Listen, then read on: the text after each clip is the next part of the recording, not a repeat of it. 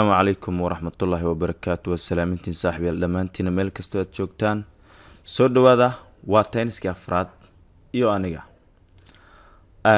tenniskani waa simple past tense waa midka afraad qeexitaankiisa waa is used for an action which happened in the past time. qacdiisa subject plus verb past plus object.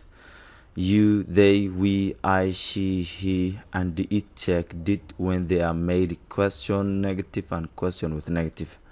marka dhammaan pronounada ama magacyaalada oo dhan waxay qaataan did ay qaataan marka laga dhigo su'aal didmo iyo didmo su'aal sugay. marka inta kale ama statement isagu did ma qaato loomana ogola.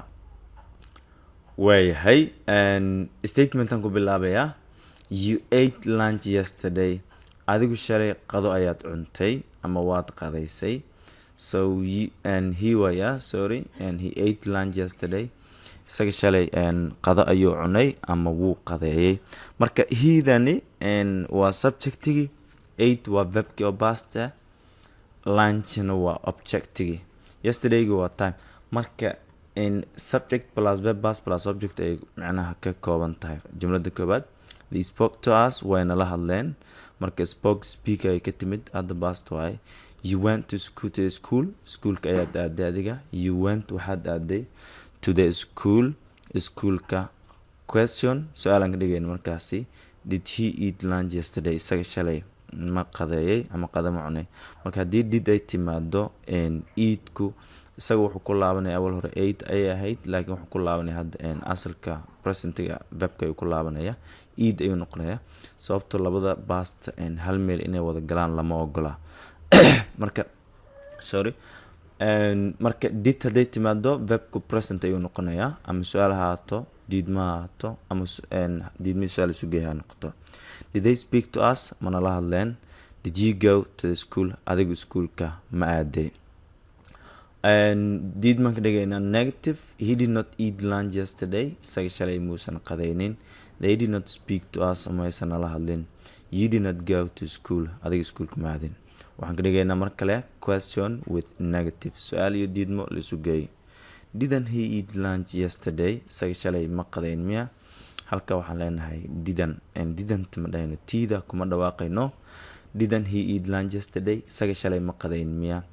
Didn't they speak to us? mana la hadlin miya ayaga. Didn't you go to school? adiga schoolka ma aadin miya. marka qaybtana u dambayso waxaan galeynaa markaasi activity 1 waxaan isu direynaa shaqo then hadda 10 kan daawato kadib waxa isku day doonta shaqada inaan qabato. shaqada kan koobaad waxaa la 10 u bedel into simple past tense u bedel for the following sentences as a statement. jumlada soo socdo oo tenniskan aan ahayn oo tennis kale ah waxaad ka dhigaysaa markaasi hadal toosan ayaad ka dhigaysaa statement ayaad ka dhigaysaa. so midda koobaad waa maxay? midda koobaad waa tana I read a book ayaan akhriyaa aniga. midda labaad they watch television ayay daawadaan ayaga. midda saddexaad we eat lunch anagu waan qadaynaa ama qada ayaan cunaa. dhammaantood waa simple present. waxaa xasuusin mudan verbka read isma bedelayo past markuu yahay laakiin waxaa isbedelayo dhawaaqiisa oo read ayuu noqonayaa. waayahay isku soo noqod dambe xogaa yar waxaa sameynaysaa isku day try it then jawaabta soo saar insha allah. waayahay jawaabtii ayaan u gudbay markan waxaan malaynayaa isku dayday in badan aad u fikirtay inta boss aad dhahday maxaan ku dhahaa tan koobaad talo jawaabteeda maxay noqonaysaa. tan koobaad jawaabteeda iyo ayadu say u taalo isku mid waa yani isma bedelayaan. I read a book ayaan akhriyaa iyo dhawaaqii isbedelay I read a book ayaan akhriyay because verbkani past markuu yahay qoraalkiisa isma bedelayo. marka labadan muuqaalka isaga yihiin laakiin dhawaaqa verbka ayaa isbedelaya. okay midda saddexaad idiom dareen the watch television ayay daawadeen ayaga.